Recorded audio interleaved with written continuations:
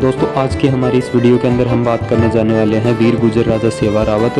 और सापुरा के राजा के बीच में युद्ध कैसे हुआ। वीर गुर्जर राजा सेवा रावत और सापुरा के राजा के बीच में युद्ध होने का सबसे बड़ा कारण ये था दोस्तों कि जो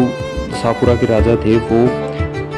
किसानों से कर वसूलते थे और किसानों की फसलें में से हिस्सा लेते थे, जिसकी वजह से जो किसान थे वो अपने बच्चों का और ख़ुद का भरण पोषण ठीक तरीके से नहीं कर पाते थे। इस कारण की वजह से काफ़ी किसान दुखी रहते थे। एक बार गांव के अंदर एक नई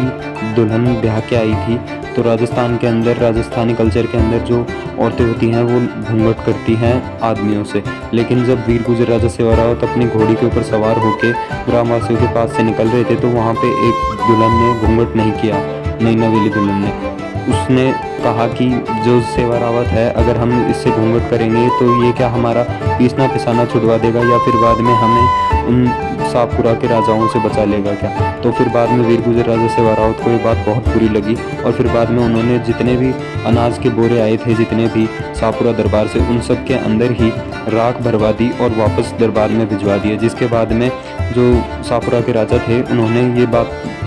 जब उनको पता लगी तो उनको बहुत बुरी लगी और फिर बाद में उन्होंने कहा कि सेवा रावत या तो फिर तुम्हें हमसे द्वंद्व करना होगा या फिर बाद में हार मान लो। तो उसके बाद में सेवा रावत ने अपनी माता भवानी से प्रार्थना की कि हे माता, अगर तुम मेरे साथ हो तो ये तलवार उठा के मेरे हाथ में धर देना, और अगर नहीं हो तो फिर बाद में मैं अपनी हार स्वीकार लूँगा। तो फिर माता भवानी ने सेवा रावत के हाथ में वो तलवार दे दी।